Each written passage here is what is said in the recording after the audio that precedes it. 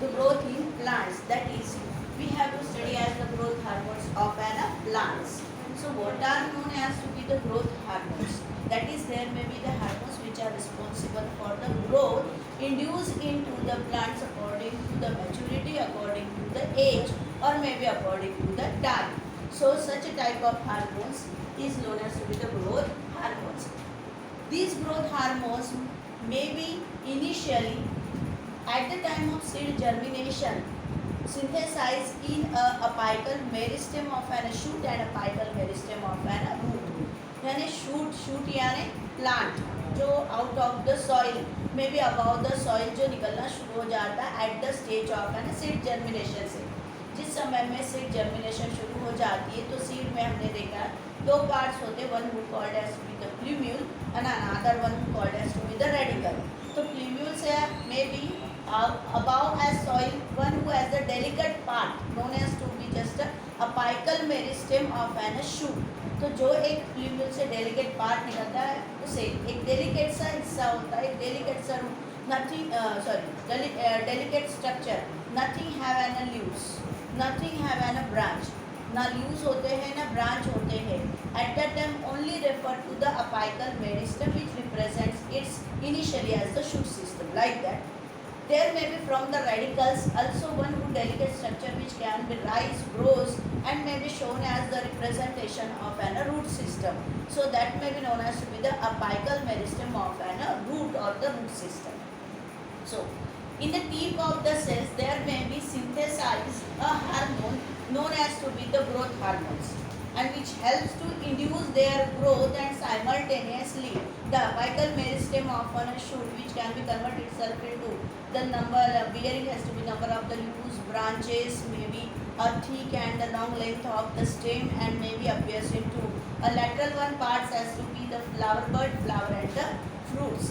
Simultaneously apical meristem of an roots with the help of synthesize as on a tip of the cells as to be the growth hormones which may be reduce the length of the growth towards the gravity, that is to detect the water sources in a deep in the soil towards the soil, as well as it may be grows into the lateral parts as only say that for ourselves as the primary roots, secondary roots as well as the tertiary roots, and again divide and redivided into the number of the lateral roots. Okay.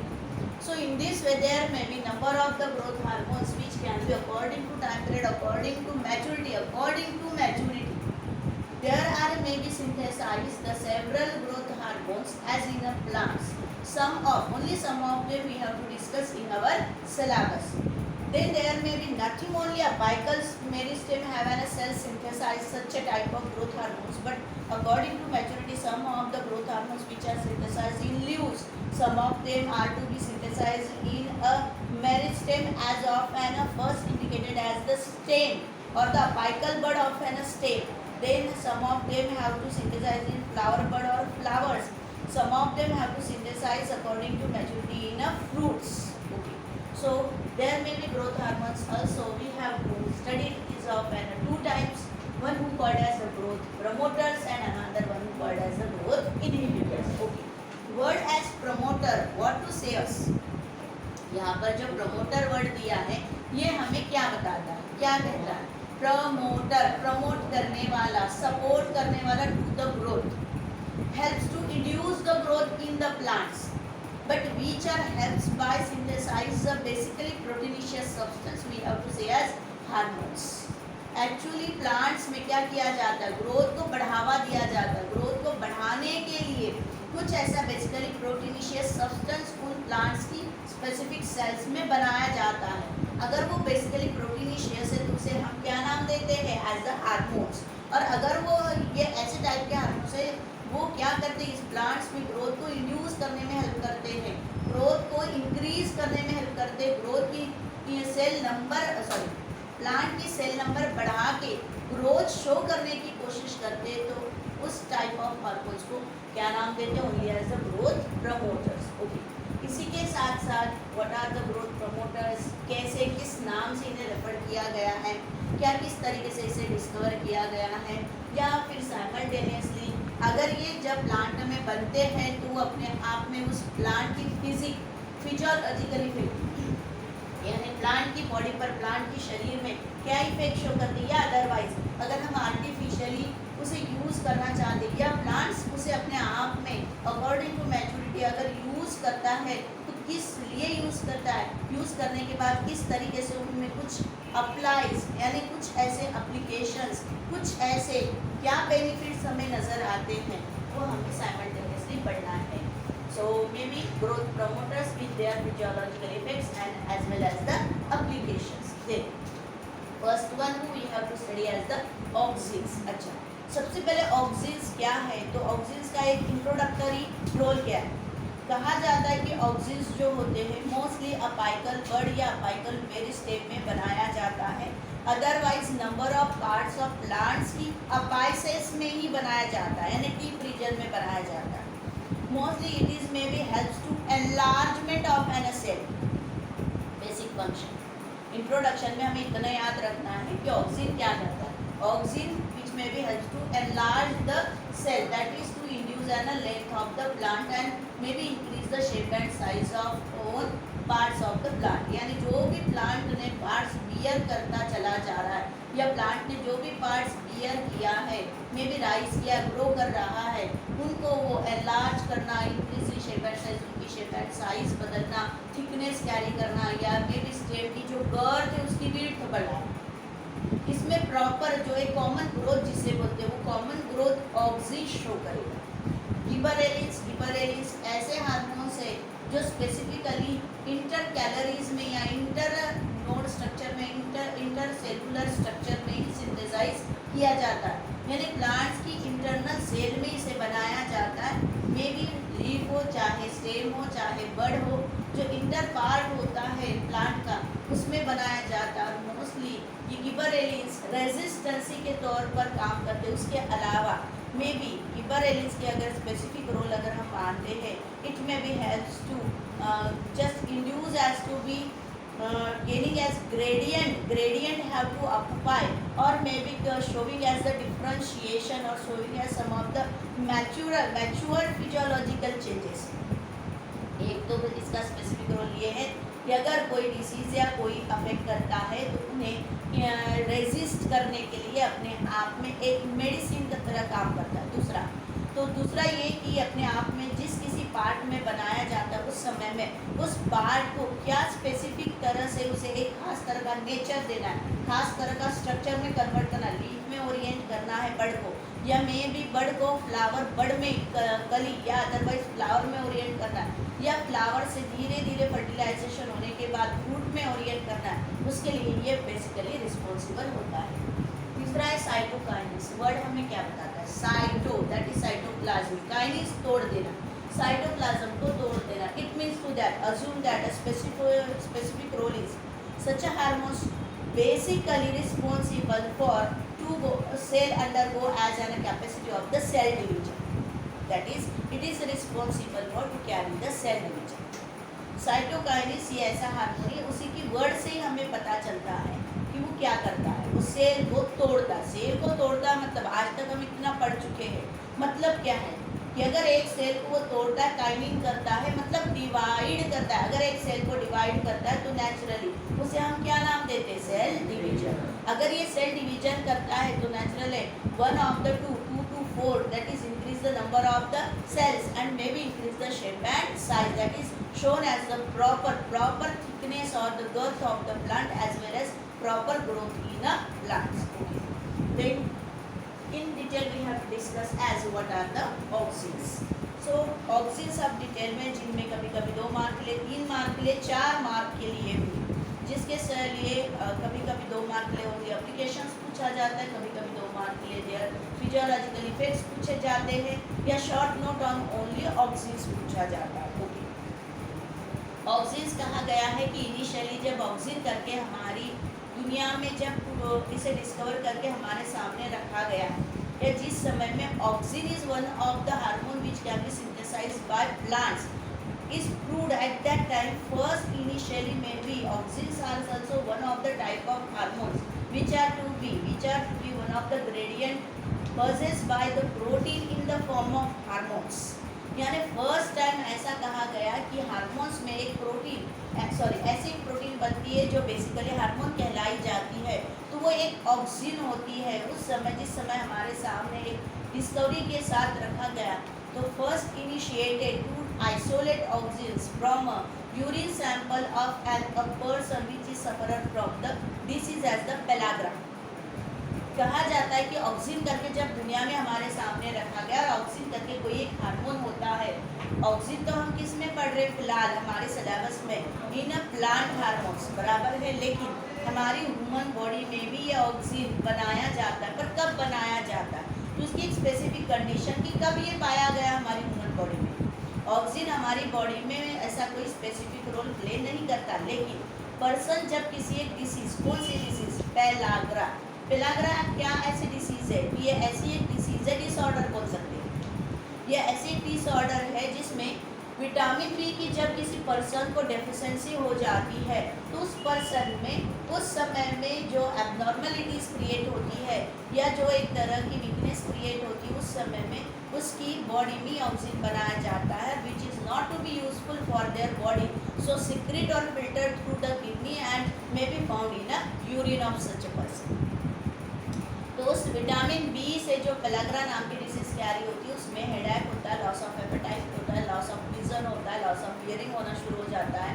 Then consideration as the, जिसे बोलेंगे body pain होना, muscles pain करना, या धीरे धीरे जो physiological process है, वो फिजियोलॉजिकल प्रोसेस भी साइमल्टेनियसली एबनॉर्मेलिटी में, इरेगुलरिटीज में चली जाती है। So may be at that time in just a abnormality carrying in the life cycle or maybe the life processes, जिस समय में उस पर्सन में विटामिन बी की कमतरता से जो लाइफ प्रोसेसेस है या उसकी बॉडी में जो कोई फिजियोलॉजिकल प्रोसेस सेल में चल रही होती है, वो एबनॉर्मेलिटी में चली जाती है, उस समय में अचानक से उसकी बॉडी में क्या बनता है, ऑक्सीजन बनता है। और यही ऑक्सीजन एक्सेस होने की वजह से हमारे ब्लड से प्यूरिफाई करके किडनी से कहाँ पहुँचा दिया जाता है, यूरिन, और यूरिन से एक्सक्रीट आउट। इस वजह से ये हमारी ह्यूमन बॉडी की उस समय, जिस समय वो पर्सन पेलाग्रा नाम की डिसीज से जब सफ़र करता है, उस समय उसकी यूरिन में पाया गया। देन कहा जाता है कि प्लांट्स में जब ये पाया गया, तो प्लांट्स में इसका इफेक्ट्स या ये क्या करता है स्पेसिफिकली प्लांट्स में, तो कहा जाता है इट में भी just stabilises the growth of plants, stabilises बढ़ावा देना, इन्फ्लुएंस करना, एक्साइटमेंट देना। इसके लिए प्लांट हैव टू ग्रो, कि प्लांट को ग्रो करने के लिए, प्लांट ग्रो करने के लिए, जैसे हम बोलते हैं कि केमिस्ट्री में कोई केमिकल रिएक्शन करनी है, तो उसको एक रेगुलरिटीज में रखना है, या वो रिएक्शन में भी from the start point two the end point तक कंटिन्यूएशन में एक रेट ऑफ रिएक्शन में चलनी चाहिए, एक रेगुलर स्पीड में कैरी होनी चाहिए, सही टाइम में होनी चाहिए, तो कैटलिस्ट ऐड करते हैं।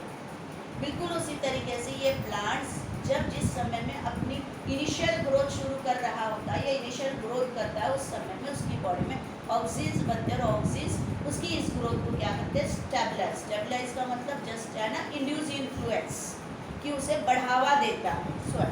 चलो देन इनमें दो तरह से कहा जाता है कि ऑक्सीजन पाए जाते हैं प्लांट्स में, जो कि प्लांट से जिस पार्ट में प्लांट की बनता है, यानी अपाइकल मेरिस्टेम में, तो उस अपाइकल मेरिस्टेम में वाटर वैस्कुलर सिस्टम थ्रू, जैसे ब्लड से हमारी बॉडी में हार्मोन्स और एंजाइम्स डिफरेंशियल पार्ट्स और सेल तक पहुंचाया जाते हैं, बिल्कुल उसी तरीके से वाटर वैस्कुलर सिस्टम से वन पार्ट जहाँ पर वो सिंथेसाइज किया जाता है, वहाँ से डिफरेंशियल पार्ट्स में वो सर्कुलेट किया जाता है, पहुँचाया जाता है, ट्रांसपोर्ट किया जाता है। There are two types of auxins, one who we have to study as the natural auxins and another one who called as to be the synthetic auxins.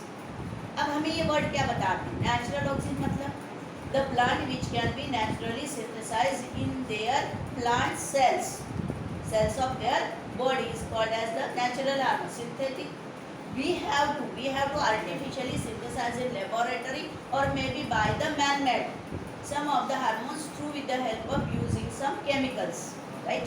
कुछ chemicals use करने के बाद man-made अगर कोई hormones बनाए जा रहे which can be shown as like the effect of a natural auxin, so that may be called as a synthetic auxin. Natural auxin में हमें पढ़ना है IAA, that is indole 3 acetic acid. आपको इंडोल 3 एसिटिक एसिड कभी नहीं दिया जाएगा, What are the role of the IAA? IAA, indole 3 acetic acid. अगर आप 3 भी भूल जाते हो और इंडोल एसिटिक एसिड भी लिखते हो तो भी सही रहेगा.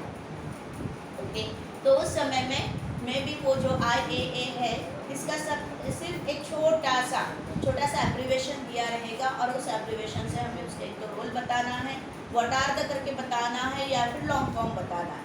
तो कहा जाता है कि प्लांट में IA नाम से एक ऐसे नेचुरल ऑक्सीजन बनाए जाते हैं. अब सिंथेटिक जो मैनमेड ने बनाया है, क्योंकि हम बोलते हैं कि मार्केट में कई बार हम देखते हैं कि ऐसे कई सारे प्लांट्स बेचने आते हैं, बराबर है, सीडलिंग्स करके, जैसे हम लोग गुलाब खरीदते हैं मार्केट से, या मे भी आजकल तो बड़ी के फ्रूट प्लांट्स भी आने लगे हैं. हमने देखा है छोटी सी प्लांट होती है और उसमें मे भी लेमन का है तो लेमन खिलते, छोटा सा ऑरेंज का प्लांट होता है और ऑरेंज लगना शुरू हो जाते हैं. मैंगो प्लांट बस इतना सा होता है और उसमें मैंगोज लगना शुरू हो जाते हैं.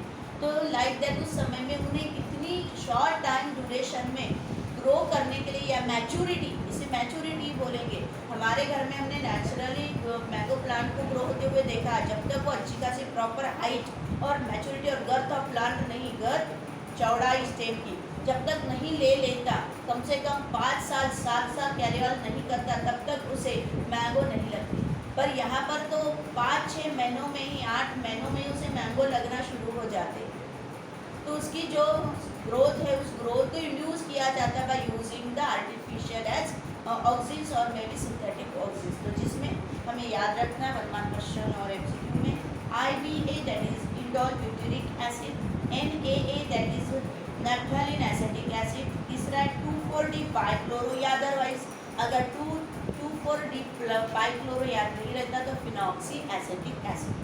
सिंथेटिक ऑक्सीजन कितने हैं? 3, IBA, NAA and 2,4-D bichloro otherwise phenoxy acetic acid. चलो, अब इसका एक्चुअल इफेक्ट क्या है प्लांट पर? पहला दिया, इसमें भी effect as cell enlargement. Cell को डिवाइड नहीं करता, क्या करता है वो? First one effect has to be, अगर सेल डिवाइड हो चुकी है, डॉटर सेल बन चुकी है, तो उसकी मैच्योरिटी लेके उसे एनलार्ज करना, बड़ा करना. अब एनलार्ज कैसे? हाइट में भी हो सकता है और में भी विड्थ में भी हो सकता है. That is increase in shape and size also. चलो, दूसरी दी है इन हायर प्लांट्स की अगर बात करते तो these are to be synthesized in apical region, apical bud which can be shown as the growths. Apical region and the apical buds which can be shown as the growth. यानी apical का मतलब होता है apex, टीप पर. टीप की sales में जब ये सिंथेसाइज किया जाता है तो which may be shown as the induce the growth of the apical bud, but simultaneously helps to one who has behaves as inhibitor for the lateral buds. यानी कंसिडरेशन में हम बोलते हैं कि कभी कभी कोई एक प्लांट जब ग्रो होता है तो उसकी यूरेसियसली रैपिडली हाइट ही बढ़ती चली जाती है, बराबर है. तो यहाँ पर वही बताया कि ऑक्सीजन क्या करता है? ऑक्सीजन उस प्लांट की हाइट बढ़ाने में हेल्प करता है, यानी अपाइसेस को बढ़ाने में हेल्प करता है. लैटरल बर्ड को वो इनहिबिट करता है साइमल्टेनियसली. वो इनहिबिटर नहीं है पर वो क्या करता है? लैटरल बर्ड्स को इनहिबिट करने में नेचुरली हेल्प करता है. अपाइसेस को ग्रो करता है तो प्लांट की पूरी कॉन्सेंट्रेशन, पूरी एटीपीज एक्सपेंडिचर कहाँ होगी? न्यूट्रिशन कहाँ पहुँचाई जाएगी? Towards the apex. और ये जो लैटरल बर्ड है जो आजू बाजू से निकल रहे हैं, ये ग्रो नहीं हो पाएगी. क्यों? तो ये ऑक्सीजन उस समय में किसकी ग्रोथ इंड्यूस करने में हेल्प करेगा? अपाइकल की. तो अपने आप में लैटरल बर्ड ग्रो नहीं हो पाएगी. तो at that time senses as it may be inhibit the growth of lateral bud. यानी हमें इमेजिन करना है, सेंसेस करना है कि अगर वो अपाइकल बर्ड की ग्रोथ करता है मतलब वो लैटरल बर्ड की ग्रोथ नहीं करता. चलो, lateral may be it helps to show as the apical dominance. Yes, dominance का मतलब होता है वो पूरी तरीके से अपाइकल बर्ड पर, अपाइसेस पर हावी हो जाता है और सिर्फ उसी की ग्रोथ शो करता है. तो उस क्राइटेरिया को क्या नाम दिया जाता है? Apical dominance. 1 मार्क क्वेश्चन और MCQ. What are the apical dominance? Then maybe auxins stimulate the growth of stem and root. Yes, stem की growth को बढ़ाएगा और roots की अपाइसेस में बनेगा तो root की growth को बढ़ाएगा, root की लेंथ को बढ़ाएगा, growth को बढ़ाएगा towards towards the gravity as senses toward the water sources, कि जहाँ पानी है उसको डिटेक्ट करते हुए उसकी तरफ रूट क्या करेगी, ग्रो करती हुई निकल पड़ेगी या ग्रोथ बढ़ाई जाए. Okay. Again tissue culture technique, क्या आपको याद है टिश्यू कल्चर टेक्निक? आपको पता है पॉटेड प्लांट लिया था, फिर इतना सा टिश्यू निकाला था, फिर वो कल्चर मीडियम में हमने ग्रो किया था. तो उस कल्चर मीडियम में उस समय में हमने कहा था कुछ एंजाइम्स और हार्मोन्स ऐड कर देते. Yes, that may be the oxygen as IAA indole acetic acid, other IBA indole butyric acid, या जो भी इनमें से नेचुरल हो चाहे as may be considered the artificial. Artificial अगर डाला गया तो झटी वो टिश्यू कुछ ही मिनट में, कुछ ही आवर्स में, यस, बाहर तो प्लांट ग्रो करने में कई दिन कई महीने बिता देता है. छोटी सी अगर स्टेम कटिंग लगा दो तो वो 2 दिन वैसे दिखती, 4 दिन वैसे दिखती, 8 दिन वैसे दिखती. 8 दिन के बाद कहीं तो छोटी सी उसकी बड निकलना शुरू हो जाती. पूरे 8 दिन चलेगी. लेकिन अगर उस कल्चर मीडियम में इस तरीके से कुछ ग्रोथ हार्मोन्स ऑक्सीजन डाल देंगे तो मे भी उस समय में कुछ ही घंटों में वो छोटा सा टिश्यू काय में बदल जाता है. Number of tissue that is callus, काय में बदल जाता है callus. What is the callus? The initial tissue which can be grows into the number of tissues is called as to be the callus, or the initial tissue which can be dipped or may be placed on a culture medium shown as its initial growth called the callus. Stimulate the formation of a lateral and the adventitious roots. अब कभी कभी कहा जाता है कि अचानक से जिस समय में एक प्लांट पूरी तरीके से मैच्योर हाइट कैरी ऑन कर लेता है, मैच्योर ग्रोथ ऑफ स्टेम कर लेता है, उस समय में यही फिर से एक नया रोल प्ले करता है. उसकी लैटरल बर्ड को, लैटरल ग्रोथ को अब इंड्यूस करना, ग्रो करना. इधर ब्रांचेस निकलेगी, उधर ब्रांचेस निकलेगी, चारों और नंबर ऑफ ब्रांचेस में वो धीरे धीरे फैलना शुरू हो जाएगा. नंबर ऑफ लीव्स को बियर करना शुरू कर देगा.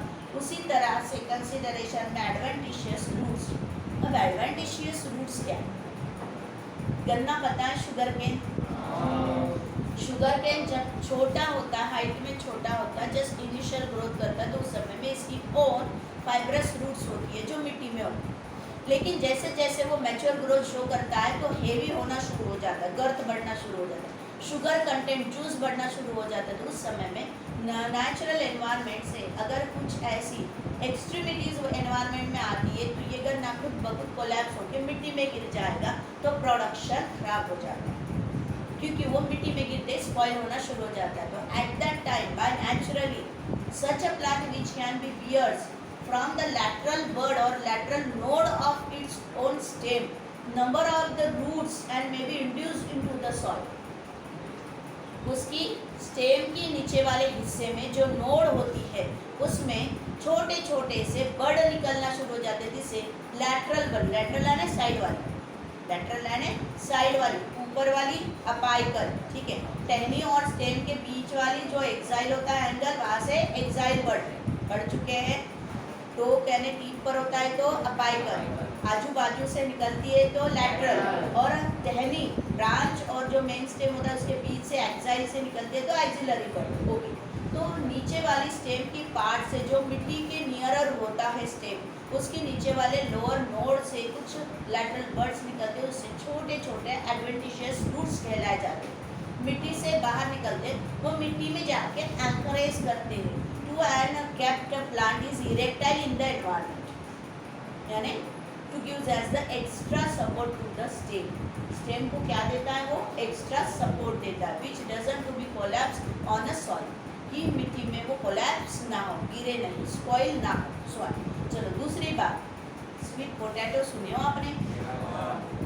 स्वीट पोटैटो कहाँ होते हैं? बराबर ना. पर अगर मैं बोलूँ तो कि पहले इनिशियली ये ज़मीन के बाहर होते हैं,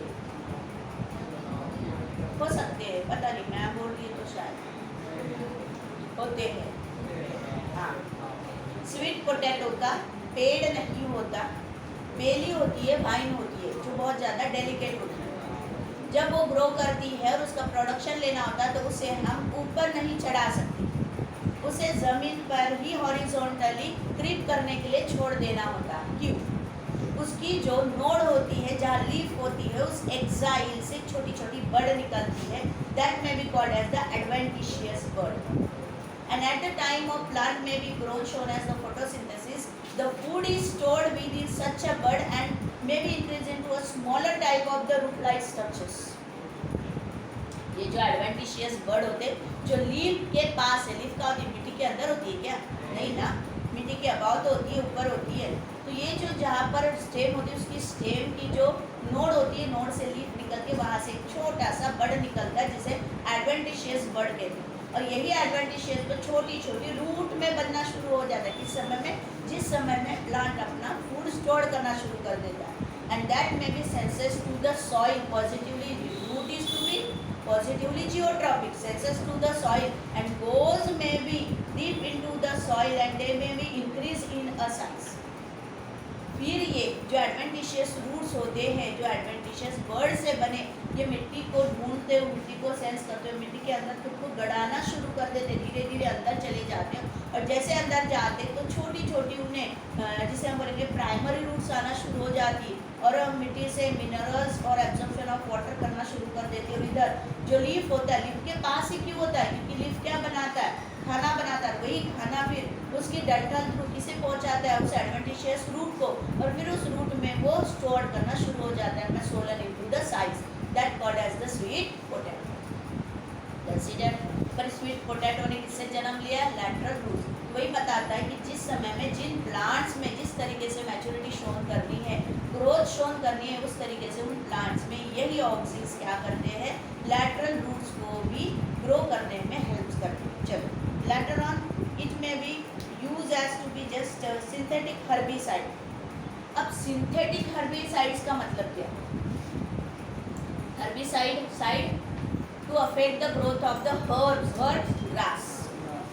तो कुछ ऐसे ग्रासी प्लांट या छोटे छोटे बुशी प्लांट होते हैं, उनकी ग्रोथ को अफेक्ट करने में ये हेल्प करते हैं। यानी हम ऐसा बोलते हैं कि धीरे धीरे, आपने कभी सुना होगा कि कोई कुछ ऐसी स्प्रे आती है घास में डाल दो तो जिसकी वजह से कुछ दिन बाद घास पीली होना, सूखना, मर जाती है, पूरी तरीके से गायब हो जाती है, डिसअपीयर। तो बिल्कुल उसी तरीके से कभी कभी इनमें से कुछ ऐसी ये जो ऑक्सीन्स है वो इस तरीके से एज अ हर्बिसाइड करके भी रोल प्ले करना शुरू कर देती है। जिस समय में ये जो एक्सेस घास या एक्सेस जो ग्रासी लाइक हर्ब्स, जो छोटे छोटे हर्ब्स हमारी क्रॉप्स में निकलना शुरू हो जाते हैं, उस समय में उनकी ग्रोथ को वो स्टंटेड करते हैं। चलो नेक्स्ट है, it kills also the dicot weeds without affecting monocot crop plants. अगर हमने मेज का क्रॉपिंग किया है और उसी में अचानक से कुछ डाइकॉट वाले वीड्स, घास या कुछ बुशी प्लांट्स निकलते हैं जिसे हम कचरा बोलते हैं, राइट? आपने यहाँ सुना होगा निंदन करते हैं, यानी कचरा निकालते हैं फील्ड से। यस, तो आज कचरा नहीं निकाली जाती तो ऐसी कुछ ये जो ऑक्सीन्स है ये डाली जाती है जिसकी वजह से हमारी क्रॉपिंग को बढ़ावा देती है। लेकिन किस क्रॉपिंग को उसने बोला है? मोनोकॉट वाली क्रॉपिंग को बढ़ावा देता है। डाइकॉट वाली जो ग्रास होती है या विडी प्लांट्स होती है, या जिसे हम लोग एज कचरा, यानी जिसे हम लोग प्लांटी प्लांट, यानी जो हमारी क्रॉप प्रोडक्शन में नहीं होती, वो अचानक से उसमें राइज हो जाती, ग्रो हो जाती है और ये हमारी मेन क्रॉप की न्यूट्रिशन चुराना शुरू कर देती है। तो ऐसे समय में ये इस डाइकॉट वीड्स को किल करने में हेल्प करती है। Then also these are to be used in a seedless fruits like an orange, lemon, grapes, banana may be produced by the applications of auxins. यानी जिनमें सीड नहीं होती उनकी क्या लगाई जाती है? कंद। सुने हो कंद? हाँ, बनाना की सीड नहीं होती, उसके रूट से निकलने वाली जो छोटी छोटी डेलिकेट बर्ड होती है जिसे कंद बोलते हैं, वो निकालते हैं मिट्टी से और उन्हें फैला देते हैं, या अदरवाइज वो एक खास तरीके से नंबर ऑफ करके ग्रो करते हैं, फिर उन्हें मिट्टी में लगा देते हैं। तो जिस समय में इन्हें लगाया जाता है तो उनकी एक रैपिड ग्रोथ शो होने के लिए इनके ऊपर, ये सीडलेस फ्रूट के ऊपर इन्हें अच्छी खासी इन शॉर्टर टाइम ड्यूरेशन में, क्योंकि ये कैसी है? इकोनॉमिक प्लांट्स है, ये पैसा देती है बराबर है। इनकी जो क्रॉप प्रोडक्शन है वो अर्ली एज अर्ली अगर निकलती है मार्केट में, उन्हें अगर हम इकोनॉमी करने में भेजते हैं तो हमें हायर इकोनॉमी हो सकती है। और अर्ली एज अर्ली पॉसिबली अगर अच्छी खासी हेल्दी क्रॉपिंग मिल जाए, प्रोडक्शन मिल जाए तो इकोनॉमी ज़्यादा होगी, तो उस समय में ऑक्सीजन उनके ऊपर अप्लाई की जाती है। Then that is to induce the parthenocarpy in plants में भी। जब ये सीडलेस क्यों होती है? क्योंकि इनमें सीड नहीं बनती है, पार्थेनोकार्पिक होती है। पार्थेनोकार्पिक का मतलब the fruits are to be synthesized without fertilization. दिमाग में रखिए, what is mean by the parthenocarpic. अगर उसने वर्ड दिया है तो उसे पता है कि आप लोगों को अगर इसकी डेफिनेशन पता ही होनी चाहिए। वो एग्जाम में ओनली किसी लेसन से रिलेटेड करता हुआ वो डेफिनेशन पूछेगा, व्हाट आर द पार्थेनोकार्पी। तो what is it? Parthenocarpy that is in which fruit is found but without fertilization. अगर फर्टिलाइजेशन नहीं होगा तो क्या सीड बनेगा? क्या नहीं बनेगा? Sure? Okay. So may be induce parthenocarpy.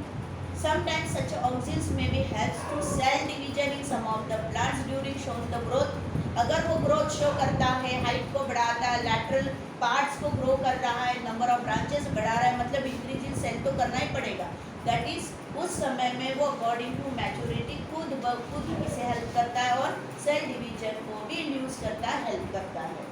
Then it may be helps to differentiation of an xylem and phloem. तो इंटरनली ये जिस समय में इंटरनल टिश्यू जन्म ले रहे होते हैं उस समय में उन इंटरनल टिश्यू से जाइलम को अलग ढंग से ग्रो करना रहा है, जाइलम को अलग ढंग से डिफ्रेंशिएट करके जाइलम बनाना, उन्हीं टिश्यू से फ्लोएम करके अलग ढंग से डिफ्रेंशिएट करके फ्लोएम बनाना, इसलिए भी ऑक्सिन्स एप्लीकेबल होते हैं। चलो, देन इट में भी helps to root elongation, root की लंबाई बढ़ाने में, helps to shooting and as well as the higher concentration in plants may be considered to called as to be higher concentration in shooting. Shooting in higher concentration का मतलब क्या है कि अगर जिस प्लांट में सिर्फ 2-4 ही टहनी है तो कितना क्रॉप प्रोडक्शन देगी? नहीं दे सकती। पर अगर किसी प्लांट में हायर कॉन्सेंट्रेशन में शूटिंग हो रही है, यानी ज़मीन से सिर्फ एक स्टेम करके नहीं निकल रही है, आपने कुछ ऐसे पौधे देखे हैं ज़मीन से ही कितनी सारी 3-4 ऐसे स्टेम निकलना शुरू हो जाते हैं, उन्हें कई सारी ब्रांचिंग यानी क्राउन बढ़ाना, जिसे उसने बोला है हायर कंसंट्रेशन। अगर लो कंसंट्रेशन है यानी कम ब्रांचेस है तो वही खुद ब खुद इसमें चली जाती है, हायर ब्रांचेस में ग्रोथ होना शुरू हो जाती है। तो उसके लिए भी ऑक्सिन्स हेल्प करते हैं। अगेन उसने कहा है कि suppose to be some of the plants propagated by the roots. कुछ ऐसे प्लांट्स हैं जो रूट से अगर प्रोपोगेट किए जाते हैं और रूट्स की कटिंग, स्वीट पोटैटो कौन है? मे बी इट इज है ना, रूट है, स्टेम नहीं है पोटैटो जैसे। पोटैटो स्टेम है लेकिन स्वीट पोटैटो कौन है? रूट है। तो उस समय में वो एक अपनी नेचुरल कंडीशन में, नेचुरल इन्फ्लुएंस में उनसे छोटे छोटे बड़ निकलते हैं स्वीट पोटैटो पर, जैसे पोटैटो पर निकलते। पोटैटो अगर कुछ दिन के लिए मॉइस्चर में रखो तो छोटी छोटी बड़ निकलती है, बराबर है। बिल्कुल उसी तरीके से उनके ऊपर भी छोटी छोटी बड़ निकलती है स्वीट पोटैटो पर। उस समय में उनकी कटिंग्स कर देते, छोटे छोटे पार्ट काटते, और जिस समय में मिट्टी में उन्हें ग्रोथ करने के लिए, पौधे निकलने के लिए जब मिट्टी में सोन किया जाता है तो उसी मिट्टी में अगर ऑक्सीजन दे दे तो क्या करेगा? Induce the growth of the cuttings of an roots which are to be propagated. यानी जो प्लांट रूट से प्रोपोगेट किए जाते हैं उन्हें अगर ऑक्सीजन जैसे कुछ ग्रोथ हार्मोन दे दे तो अर्ली इन टाइम में, इन अ शॉर्टर ड्यूरेशन में plant are to be ready to crop production according to maturity. Then foliar spray, foliar का मतलब पत्तों पर स्प्रे करना। कई बार बहुत से ऐसे हार्मोन्स होते हैं जो सीधा मिट्टी में नहीं दिए जाते, तो कहाँ दिए जाते हैं? लीव्स पर, स्टेम पर, अपाइकल बर्ड पर। So foliar spray of NaA and 2,4 dipychloro induces flowering in lychee and the pineapple. Specific example है, हमें यही देना है, अपने मन से नहीं देना है। बोलता है लीची या पाइनएप्पल में अगर हम उसकी पत्तियों पर ऐसे कुछ ऑक्सीजन स्प्रे करते हैं तो क्या करेगा? They may be shown as the flowering. Flowering यानी number of bunches of flowers. If a plant which can be bears only 2 to 3 flower which are shown as fruiting, तो 2 से 3 ही शायद फ्रूट निकलेंगे, या अदरवाइज 2 या 3 ही फूल खिल रहे तो उसमें से अगर 2 झड़ गए, फॉलन हो गए ड्यू टू एन डिसेबिलिटी, तो एक ही फ्रूट खिलेगा, एक ही फल निकलेगा। पर अगर ब्लॉसमिंग में फ्लावरिंग होती है, बहुत सारी नंबर्स में फ्लावर्स खिलती है और जिसमें से हाफ अगर फॉलन डाउन भी हो गए डिसेबिलिटी से, तो उस समय में क्या होगा? कि कम से कम हाफ प्रोडक्शन ऑफ है ना फ्रूटिंग निकलेगा, बराबर है, यानी नंबर ऑफ में फ्रूटिंग होगा या नंबर ऑफ में क्रॉप प्रोडक्शन होगा। तो वही कहा गया है, prevents premature fruit drop in Apple, peer and oranges. अगर बहुत सारी फ्लावरिंग होती है, फ्लावरिंग से बहुत सारे फल खिलते हैं, पर कभी कभी आपने ये भी देखा मैंगो में होता है, बहुत सारे फल तो खिल जाते हैं पर इतने छोटे छोटे मैंगो नीचे गिरे हुए नजर आते हैं। फ्रूट ड्रॉपिंग, जिसे क्या बोलेंगे, फ्रूट ड्रॉपिंग। तो अगर फ्रूट ड्रॉपिंग रोकना है तो ये ऑक्सीजन उनके ऊपर अप्लाई कर सकते हैं। कौन सी प्लांट्स में, उसने कहा एप्पल और पीयर, दैट इज और मे बी विथ ऑरेंजेस। और दूसरी भी है लेकिन स्पेसिफिक एग्जांपल हमें दिए जिसमें अप्लाई ही किया जाता है on the basis of economy, यानी पैसा कमाने के लिए ये बहुत ज़्यादा मार्केट में डिमांडेबल फ्रूट्स है। तो एप्पल्स के ऊपर पीयर और ऑरेंजेस, जिसमें फ्रूट ड्रॉपिंग प्रिवेंट की जा सकती है। Then prevent formation of the abscission layer. Abscission layer मतलब उन प्लांट्स में मैच्योरिटी गेन करने वाली सेल्स की अपनी एक परमानेंट लेयर बनना शुरू हो जाती है, पर अगर जिस समय में ये ऑक्सीजन सप्लाई करते हैं तो अब्सिसिन लेयर नहीं बन पाती। अब्सिसिन सेल्स परमानेंट मैच्योरिटी में, जो सेल्स है वो अपनी परमानेंट मैच्योरिटी में नहीं जा पाती और जिसकी वजह से अब्सिशन यानी सेंसेस जिसे बोलते हैं, सेंसेस कम हो जाता है और plant more and more growth show करता है। Then increase rate of respiration, gases exchange होगा, तभी तो एटीपी ज़्यादा बनेगी, खाना ज़्यादा बनेगा। CO2 ज़्यादा होगा तो खाना ज़्यादा बनेगा, O2 ज़्यादा होगा तो एटीपी ज़्यादा बनेगा। Auxins break dormancy in seed and promote quick germination. अगर जो सीड है उन सीड के ऊपर या सीड जहाँ सोर की गई है वहाँ ऑक्सीजन अगर स्प्रे करते हैं तो उस समय में ऑक्सीजन क्या करते हैं, सीड की डॉर्मेंसी यानी जो सीड नेचुरली सिर्फ मिट्टी में सोन कर दे, नॉर्मल मिट्टी में सोन कर देते हैं तो वो शायद 8 दिन के बाद अपनी छोटी सी ग्रोथ शो करती है या 15 दिन के बाद या 1 महीने के बाद। लेकिन अगर ऑक्सीजन उस मिट्टी में या उनके ऊपर स्प्रे करके हम जर्मिनेट करने के लिए सोन करते हैं, उस समय में 1 या 2 दिन में ही सीड क्या करती है, जर्मिनेट करती है, यानी अपनी डॉर्मेंसी ब्रोक डाउन करती है। कंसीडर दैट, यानी जहाँ पर इकोनॉमिकली जो हम बोलते हैं कि ऑर्चर्ड्स होते हैं, ऑर्चर्ड्स यानी बागायत करने वाले, जब ऑर्चिड्स लगाते हैं यानी अपनी बाग लगाते हैं तो वो महीने तक सीड लगा के वेट नहीं करते, वो मिट्टी में या उनके ऊपर ऐसी ऑक्सीजन स्प्रे करते हैं जिसकी वजह से 2-4 दिन में उनकी सीड जर्मिनेट करना शुरू कर देती है और कुछ ही दिनों में उनसे प्लांट निकलना शुरू हो जाती है। हम लोग कभी कभार बोलते हैं ना कि खेती करने वाले मिट्टी में जब सीड लगाते तो उनकी अर्ली पॉसिबली 2-4-8 दिन में ही प्लांट निकलना शुरू हो जाते। वही सीड हम अपने घर में लगाएंगे वो 8 दिन 15 दिन के बाद छोटी सी ग्रोथ शो करता है। क्यों? Because the farmer which can be added as the natural fertiliser, शेन खत बराबर है organic fertiliser, which can be synthesise oxygen in a seed coat in a seed cells कोटिलेडॉन्स।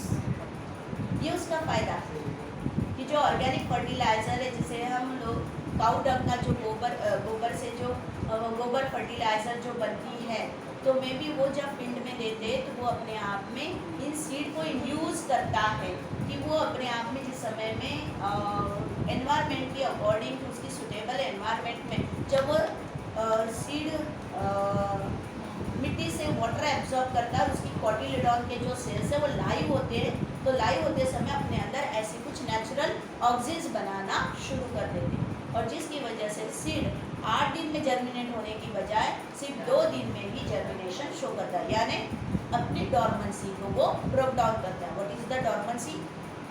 It is an ability of N acid which can B prevent from the germination in extreme environment. अगर बाहर summer है तो summer में seed germinate नहीं होगी, वो seed खुद को जर्मिनेट करने से रोकने के लिए अपने अंदर ऐसी एक एबिलिटी धारण कर लेगी, उसे उस सीड की क्या कहेंगे, डॉर्मेंसी कहेंगे। पर मे बी उसी समय में ऐसी एक नेचुरल कंडीशन है जिस नेचुरल कंडीशन में जिस सीड को 8 दिन में जर्मिनेट होना था वो सीड ऑक्सीजन की वजह से कितने दिनों में, 1 दिन में, 2 दिन में, 3 दिन में ही जर्मिनेट हो रहा है। यानी कितने दिन हमारे पास बचे, 5 दिन बचे। उस 5 दिन में वो अच्छी खासी 10 सेंटीमीटर 20 सेंटीमीटर अपनी हाइट ऑफ प्लांट ग्रोथ भी शो कर सकता है। यानी क्रॉप हार्वेस्टिंग बाय नेचुरली 4 महीने में होती है, तो शायद हमें वो 2.5 मंथ में मिलेगी। बराबर है। 4 महीने में हमें जिसका प्रोडक्शन मिलता है वो इस तरीके से अगर by using as a growth hormones, तो कितने दिनों में मिलेगा? 2 या 2.5 महीनों में ही हमें प्रोडक्शन मिल जाएगा। क्यों? क्योंकि इस तरीके से उनका जो टाइम ड्यूरेशन है वो क्या होता चला जाएगा? कम होता चला जाएगा और in early time, in short duration में क्रॉप प्रोडक्शन मिल जाएगा। श्योर? चलो ऑक्सीजन समझ में आ गए? Thank you.